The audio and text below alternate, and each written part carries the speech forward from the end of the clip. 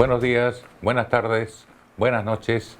Esto es Humo Blanco y hoy tenemos la suerte de contar con el historiador Antonio Zapata, ¿no? Que no solamente ha sido profesor en las universidades peruanas, sino también en la Universidad de Shanghái, ¿no? Pero además tenemos esa suerte, no solo es un historiador serio, ¿no?, imprescindible para la interpretación de lo que está sucediendo hoy en el país, sino también es un político que milita en las fuerzas del cambio y de la transformación del país. Hola, Tony, ¿cómo estás? Buenas. ¿Qué tal? ¿Cómo está, maestro? Ahí, pues, profe, preguntándonos algo que ya te deben haber preguntado hasta la saciedad, ¿qué nos está pasando? A propósito de esta rebelión en el sur, una rebelión que pone en crisis un gobierno que el mismo día que empieza entra en crisis, el 7 de diciembre, ¿no? ¿Qué está ocurriendo con Perú, Tony? Bueno, empecemos por uno de los factores de la crisis actual que acabas de mencionar, que es el 7 de diciembre, ¿no? El 7 de diciembre, luego del fallido y un poco muy mal hecho, digamos, intento de golpe de Estado del presidente Castillo, fue vacado y a continuación fue nombrada Dina Boluarte como vicepresidenta, entonces asumió la presidencia de la República. Hasta ahí había como un origen, digamos, legal, en el sentido que efectivamente pues era la vicepresidenta y efectivamente había razones para vacarlo porque había intentado dar un golpe de Estado.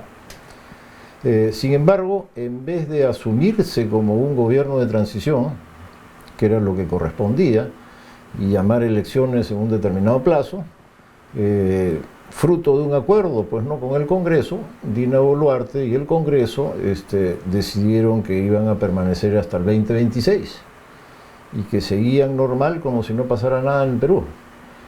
Pero eso no era posible. Las encuestas, yo recuerdo una encuesta del IEP de la semana anterior a estos hechos, o sea de comienzos de diciembre, decían que el 85% del país estaba en desacuerdo con que si uno de los dos se quedaba, permaneciera hasta el 2026. La gente lo que quería era que si uno de los dos daba un golpe, votaba al otro, vacaba, etcétera, o disolvía, se fueran los dos al mismo tiempo. Entonces la gente ya estaba en el plan que se vayan todos desde antes del golpe de Pedro Castillo. De tal manera que cuando ella, Dina Boluarte y el Congreso quedan en que seguirán hasta el 2026, lo que generan pues es una gran crisis. La gente ha entendido, sobre todo en el Ande, que su voto no ha sido respetado, que el Congreso ha matado a Pedro Castillo y que el Congreso, bueno, si quiere permanecer, va a haber bronca, porque en realidad la gente lo que quiere es que se vaya. Entonces, estamos en una crisis que ha tenido varias fases. En diciembre hubo un nivel de conflicto muy fuerte. En enero ha sido un poco distinto, enero-febrero, al conflicto que hubo en diciembre. Diciembre fue con mucha violencia, enero y febrero también ha habido violencia, pero lo característico de estos meses es que ha entrado en escena el campesinado. Que los campesinos de Puno, de Cusco, de las alturas de Arequipa han bajado a las ciudades y bueno, se expresa entonces lo característico, ¿no?, de la coyuntura es la movilización campesina.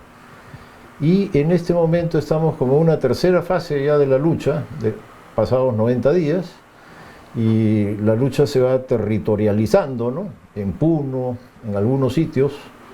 Estalla aquí, estalla allá, es como fluctuante, pero el malestar no se ha disuelto, el malestar permanece, las movilizaciones continúan, aquí y allá estallan y podemos esperar un malestar y un conflicto social largo mientras permanezca en el gobierno Dina Boluarte y el Congreso, mientras no se convoque elecciones, el malestar y el conflicto seguirán adelante. Pero justo a las razones coyunturales hay quienes pretenden explicar esto también por la situación de 200 años iniciada la República ¿no? Que han mantenido un sector muy grande del país en la postergación. ¿También juega eso? O sea, siempre en cada situación tan conflictiva como la que tenemos hoy en día en el Perú hay razones de coyuntura y razones estructurales. Estas segundas, las razones estructurales, son las que mencionas, razones de largo plazo, que tienen que ver con el contexto general y que, bueno, en cierto momento llegan a un desenlace porque se suman a razones más bien de corto plazo, coyunturales. Esto no significa que no existan pues las razones más de peso, más históricas, como tú dices, 200 años atrás que ocurrió, pero ahí están, ¿no? En este caso yo resaltaría dos cosas, ¿no? Una primera es una nación, la peruana, donde el racismo es muy fuerte y donde el racismo es el mecanismo principal de discriminación. Acá se cholea con mucha facilidad y todos nos ponemos en una jerarquía y en esa jerarquía entre raza y dinero hacen el puesto de cada uno en la jerarquía. Se mira con envidia al de arriba y se mira con desprecio al de abajo. Esa es una forma muy peruana de ser que sobrevive, viene del pasado y entonces humilla, discrimina, avergüenza y la gente se siente mal. Entonces no hay el mecanismo básico de solidaridad que hay en otras sociedades, en otros estados-nación, y aquí pues vivimos en una sociedad de este tipo atravesados por conflictos entre nosotros. Eso es uno. Y el segundo, eso tiene que ver con la sociedad, ¿no? Y el segundo elemento tiene que ver con el Estado, un Estado corrupto.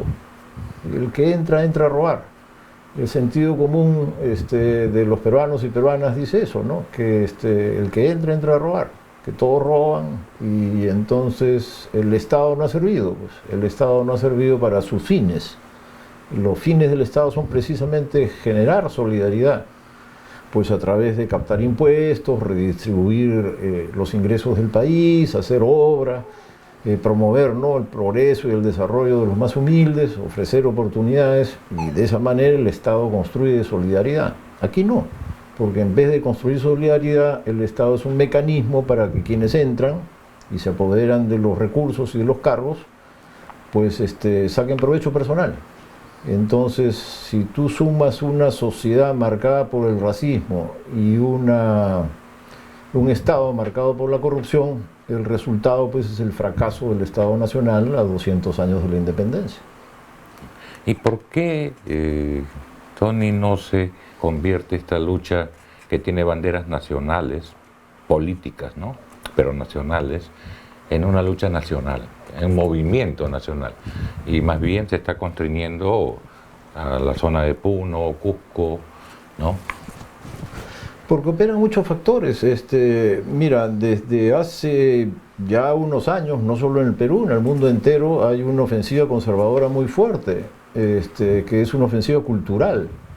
En el Perú tenemos, ¿no?, con Mis hijos no te metas y este tipo de movimientos que expresan, ¿no?, más bien una reacción conservadora contra los avances que, entre comillas, la sociedad liberal, progresista había ido concediendo a los homosexuales, a las mujeres, ¿no?, a los homosexuales, a las minorías en general.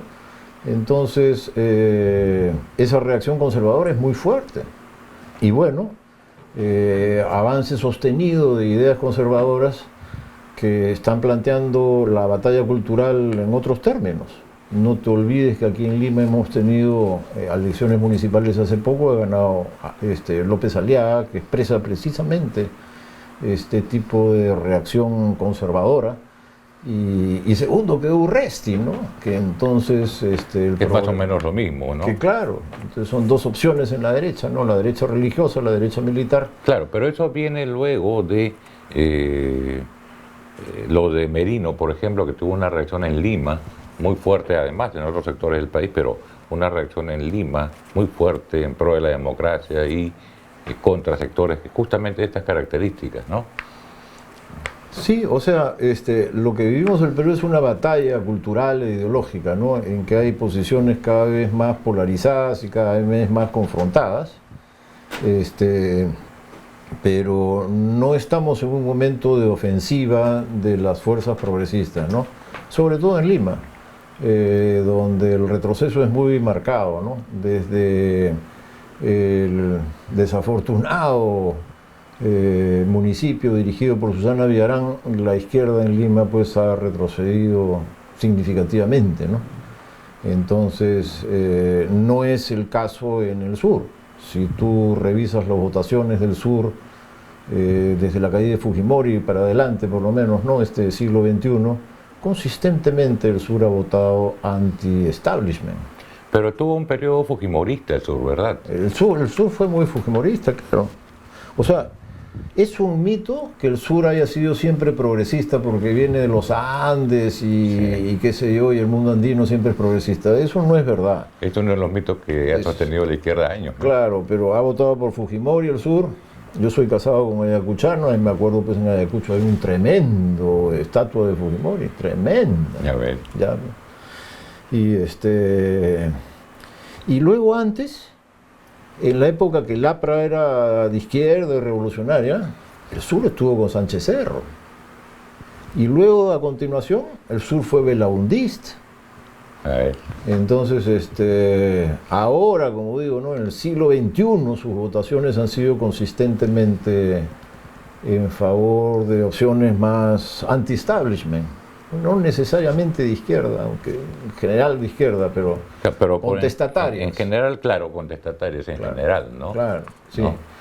Chayuanta. Tuve un estudiante que hizo una correlación bien interesante. En el censo del 2017 nos preguntaron cuál es tu autoidentidad étnica. Sí, ¿no? sí, sí. Y entonces hay algunos distritos del Perú donde la mayoría se declararon indígenas. Y entonces este estudiante hizo una corrida, ¿no? Buscando la correlación entre voto y la declaración como indígena. Y en todos los distritos donde la población mayoritariamente se declara indígena, el voto es rebelde, contestatario, anti-establishment. Claro. Entonces hay ahí el tema indígena, que tiene que ver con racismo, de lo que hablábamos hace un rato. El tema indígena, como la reivindicación étnica, se está volviendo muy importante en el Perú, ¿no?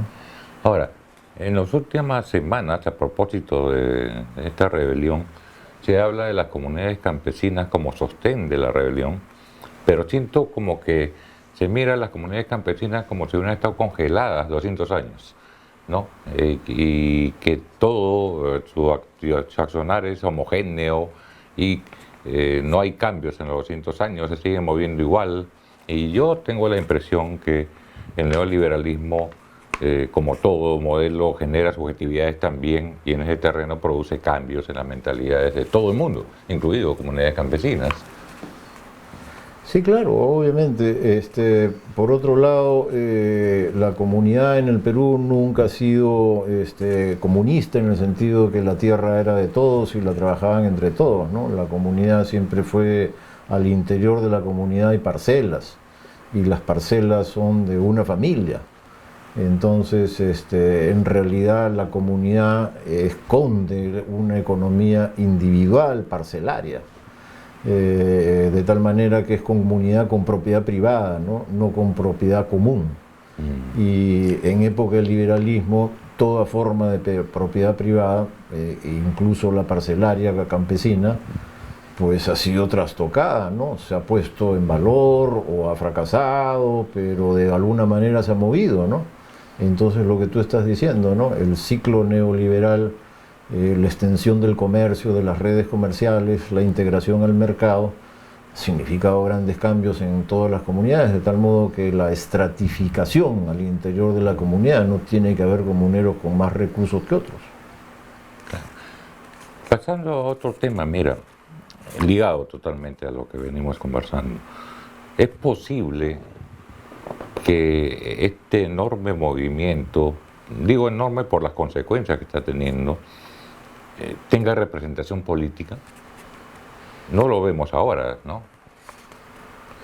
O sea, me parece inevitable, ¿no?, que tenga alguna representación política y que esa representación esté en disputa. ¿Quién va a representar políticamente este movimiento, ¿no? Pero que tendrá una presencia en el próximo ciclo político peruano, de hecho, ¿no? Los que estuvieron del lado de la protesta, los que estuvieron contra la protesta, va a marcar como una línea divisoria, ¿no?, como los 13 de la Isla del Gallo casi, ¿no? Es una línea divisoria. ¿Y quién va a representar a los que estuvieron del lado de la protesta? Eso por ahora no se sabe. Ahora, el mismo Castillo va a jugar sus cartas, ¿no? Él o su gente, sus partidarios, los que decidan aprovechar de su figura para tener alguna presencia, porque yo no diría que Castillo es una ficha muerta en el Perú, para nada, ¿no? Al contrario. Y luego hay un montón de fuerzas pues, que han estado con los manifestantes, que siguen estando y que van a pugnar para tener algún nivel de representación. Pero ¿qué requisitos tendría que tener esta representación política para que sea tal, ¿no?, respecto del movimiento que se ha generado? O sea, la primera idea que tenemos es que es un movimiento heterogéneo, fragmentado, disperso y con escasas ganas de centralizarse, sin mayor disposición, ¿no? Y bueno,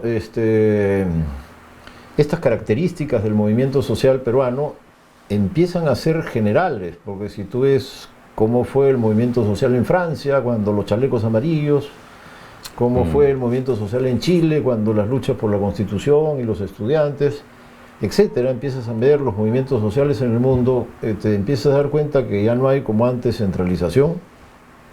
Antes se tendía, ¿no?, a formar estructuras centralizadas y verticales, así piramidales, y ya no hay esa vocación, esa voluntad en ninguna parte, en el Perú tampoco, ¿no? Pero no hay esa vocación. Pero no hay condiciones materiales tampoco, ¿no? O sea, me refiero a... O sea, es que es difícil en una sociedad en que casi el 80% son informales, agregar intereses, ¿no? Porque el interés del informal es idéntico pero opuesto al interés del otro informal, quien ocupa la esquina para vender. Entonces no, es difícil, diferente que cuando habían clases sociales, pues proletariado tiene sus mecanismos de agregación de intereses, el campesinado lo mismo, pero en sociedades informales no es tan fácil hacer política orgánica. En sociedades informales la tendencia, ¿no?, la presión de la sociedad es que las elecciones, los procesos políticos sean así, caudillistas, aluvionales, ¿no?, un aluvión de gente y una figura de caudillo. Eso corresponde pues a la informalidad. Sí, pues, y además hay, a diferencia de los 70, los 80 inclusive, en los que había procesos de acumulación social previos y luego la acumulación política, hoy no existe proceso de acumulación social. No hay. No hay. Y entonces la acumulación política es directa. Claro. ¿No? Y además sometida pues a azar, porque como no hay un intermediario que hayas construido en el pasado y que tenga ciertos lazos y cierta firmeza, entonces depende si esta vez está de humor la gente para enchufar contigo o no. Entonces las elecciones peruanas tienen algo de sorteo. Sí, pues, claro. Eso es verdad. Es a ver quién le toca, ¿no? Claro, ¿no? Y porque además, yo lo veo en Lima, por ejemplo, con mucha claridad.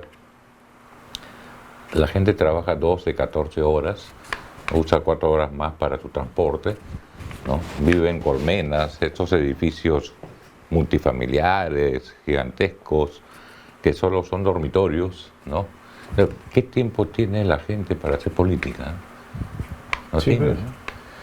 Claro, o sea, mira, jornada de 8 horas hubo en el Perú desde que fue conquistado allá, gracias a los anarcosindicalistas en los años 10, en realidad el año 19, que lucharon por la jornada de las 8 horas y la conquistaron, y desde ese momento hubo jornada de 8 horas para los trabajadores hasta los 90, porque con Fujimori, con el neoliberalismo, pues con lo que tú estás diciendo, la gente trabaja tranquilamente más de 8 horas, y luego súmale el transporte que es tan malo en Lima, entonces mínimo 1 hora ida, 1 hora vuelta, mínimo, alguien con suerte, si no más.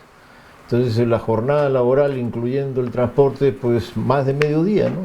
En ese sentido no hay tiempo para la vida, no hay tiempo para el amor, no hay tiempo para la familia, no hay tiempo para el cine, no hay tiempo para la diversión, no hay tiempo para nada, salvo el fin de semana, digamos, ¿no? Pero durante el día, incluso pues el fin de semana, ¿no? Pero durante la jornada, de lunes a viernes, cero, ¿no? El tiempo libre es igual a cero. Entonces, lo que tú estás diciendo, no hay tiempo para hacer política. Y por otro lado, pues los celulares, mira, antes cuando hacíamos partido, lo que estábamos buscando eran dos cosas. Uno era información. Tú entrabas a un partido, ahí había información privilegiada, análisis, y información, circulaba información, qué está pasando allá, qué está pasando acá. Y luego buscabas también como planes, ¿no? Ya, ¿qué hacemos? Hacemos un meeting, hacemos algo, un relámpago, hotel en la esquina, en fin, acciones. Hoy día las redes te resuelven eso, información hay, no necesitas un partido para tener información privilegiada. Te abres tu celular. Puedes militar en las redes. Claro. Y luego por las redes te enteras de la movida, pues no, el meeting relámpago va a ser en tal sitio, sale pues en las redes, ¿no? Entonces, no necesitas, como nuestra generación, acudir a la forma partido para obtener lo que nosotros buscábamos, que era información y planes. Hoy día información y planes circulan por las redes y entonces tú pregúntale a los jóvenes activistas, ayer estuve con unos jóvenes activistas, no se les pasa por la cabeza la necesidad de centralizarse. ¿Les parece que? ¿Para qué sería? Es parte de los últimos 30 años, por lo menos. Claro. Pero te hablo de jóvenes activistas, ¿eh? Ayer he estado con unos jóvenes activistas. Claro, son los tiempos de los colectivos, en todo caso, ¿no? Cosas muy pequeñas. Sí, claro. ¿No? Y más bien identitarias, ¿no? Sí, claro. Muy identitarias, ¿no? Colectivos pequeños, identitarios, que actúan al unísono, que tienen cierta correlación unos con los otros, pero que son autónomos, no pretenden la forma partido, ¿no? Yo estoy pensando hace mucho tiempo que la izquierda que conocimos, Tony, ¿no? Ya cumplió su rol histórico, no da para más, ¿ya? Que ha quedado en espacios muy pequeños, grupos muy pequeños, y que son tiempos más bien de conseguir una representación mucho más transversal, mucho más amplia, de un movimiento por el cambio, ¿no? Que no necesariamente tenga las etiquetas de la izquierda, que tenga los valores de la izquierda, probablemente los valores por los que mucho tiempo hemos militado, pero que sea muy transversal, que piense más en ser una fuerza nacional, más que en ser una fuerza de izquierda, ¿no? ¿Qué futuro le ves a la izquierda tú? Bueno, primero, algo que siempre se dice, ¿no? Que es necesario recordar, es un concepto muy amplio, así como derecha también es un concepto muy amplio, y hay entonces a su interior diversos temperamentos, diversas corrientes, diversas formas de opinión. Entonces, si hablamos así, no en plural de izquierdas, podemos quizá avanzar un poco para entender que al interior de las izquierdas hay pues muy diversas corrientes y que hay algunas muy conservadoras. Hemos visto una izquierda en el Congreso muy conservadora en términos, por ejemplo, de educación con perspectiva de género, una izquierda conservadora en contra de la educación con perspectiva de género, aliándose con Renovación Popular, con Renovación Medieval para tirarse abajo la educación con perspectiva de género. Y lo mismo con derechos de la mujer sexuales, reproductivos. ¿Acaso ha avanzado el aborto? Alguna de las conquistas de las mujeres del mundo entero en el Perú están hasta el 100. Y eso es una parte de la izquierda. Entonces hay una izquierda conservadora. Esa izquierda conservadora a la vez es autoritaria. No es democrática, es más bien vertical, es caudillista, tiene jefe y tiene estructuras verticales, ¿no? Tan es así que se ha ido deshaciendo, pues han salido unos, han salido otros, porque ahí no impera la democracia, sino impera el verticalismo y entonces cada uno cree que puede tener una carrera propia para que va a obedecer al macho alfa y se sale, ¿no? pero eso es fruto del verticalismo, no de la democracia ni del debate interno. O sea, al interior de las izquierdas encuentras corrientes con las cuales otros sectores de la izquierda no tienen mucha simpatía, ¿no? Entonces es un terreno bien heterogéneo las izquierdas. Y yo diría que, digamos, que es como tiempo ya de hablar claramente y de situarse, digamos, en una izquierda democrática que ha aceptado, ¿no?, que la democracia no es solamente un trampolín, como se entendía antes, sino que la democracia está para quedarse. Entonces, que operamos dentro de ese sistema democrático y que dentro del sistema democrático somos una corriente, pero que estamos dentro del sistema democrático y por lo tanto dentro de la república, que somos parte de la noción republicana, ¿no? En ese sentido, yo diría que una izquierda democrática más abierta tiene futuro, pero que su futuro no es fácil en el sentido que primero no aparece con tanta claridad en la escena, no hay un grupo político que la represente, no está organizado como conjunto, y segundo, su voz es limitada, entonces no aparece con claridad en el escenario y ojalá que lo haga. Porque por otro lado veo más bien a las fuerzas de centro sacando ventaja. ¿Qué opinas de eso, de lo que Gorriti llama el centro democrático? O sea, veo pues que toman iniciativa. Por ejemplo, el Partido Morado ha sacado un comunicado hace unos 15 días con un montón de organizaciones de provincia. Son chiquititas, dicen, ok, son chiquititas, pero ahí aparece pues, el Partido Morado y un comunicado de 20, 30 organizaciones de diversas regiones opinando de tal manera, ¿no? Además, el Partido Morado le ha ofrecido inmediatamente la candidatura presidencial a López Chao, también a la ex Tribunal Constitucional, la señora Ledesma, y entonces ves que toma iniciativa, pues, ¿no? Y López Chao ni se diga, pues, ¿no? Está realmente en campaña, se está operando López Chao, ¿no? Entonces el centro se está armando, mientras que la izquierda, la verdadera izquierda, bueno, sigue su ruta ahí autoritaria, que para mí va a la minimización, se van a reducir mucho, y la izquierda, llamémosle democrática, no sale, pues no aparece. ¿Dónde está Verónica? ¿Dónde está lo que fue el Frente Amplio, digamos, ¿no? ¿Dónde está? Disperso. Entonces así no se avanza. Para ir cerrando, y sobre el mismo centro, ¿qué cosa es el centro finalmente, Tony? ¿Un poquito de la derecha, un poquito de la izquierda? ¿Qué es? Sí, eso es. ¿Sabe? Mira, se supone que la izquierda y la derecha se dividen alrededor de un punto, que ese punto es la idea de justicia. Los que son de izquierda son los que piensan que cuando más justicia en la distribución de los recursos económicos, la sociedad estará mejor, la sociedad será más feliz, la gente estará más satisfecha y habrá más prosperidad y más tranquilidad. Mientras que la gente de derecha piensa que la desigualdad es importante, porque la igualdad para la gente de derecha conduce al estancamiento. Si no hay estímulo de tener más, nadie invierte.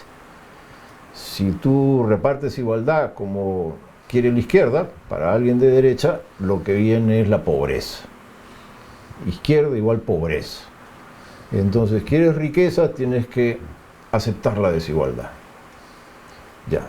Las personas de centro son aquellas que, aceptando esta idea básica de la desigualdad, quieren libertad, que es otra variable. Entonces, porque en la derecha habrá la derecha extrema que quiere desigualdad con mano dura, y la derecha de centro es desigualdad con libertades, con tolerancia, con mecanismos de integración de los desiguales, con oportunidades, y entonces ahí se arma una corriente de centro que tiene desigualdad pero libertad, desigualdad pero oportunidad. Pero con la polarización casi eterna que tiene el país, ¿es posible?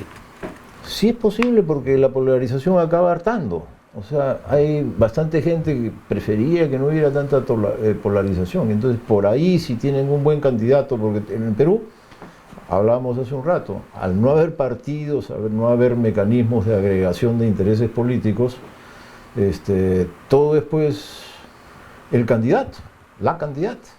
Es buena, es mala, enchufa con la gente o no. Entonces el carisma, ciertas cualidades, ¿no? Entonces, si en las próximas elecciones tienen un candidato pues que sea más potable que los que han tenido en el pasado, a lo mejor les va bien, ¿no? Yo no sé, pero me parece que hay bastante gente harta con la polarización y que eso hace un caudal, un grupo que podría votar por una posición de centro. Para terminar ya, Tony, ¿tú crees que hay elecciones este año? No, creo que van a volver a las elecciones 2024, en abril 2024. Me parece que el Congreso finalmente va a retomar ese proyecto que al comienzo, cuando la crisis en diciembre, fue en lo que quedaron, ¿no? En diciembre quedaron en eso, luego en enero se dieron para atrás ya porque pensaban aprovechar para quedarse.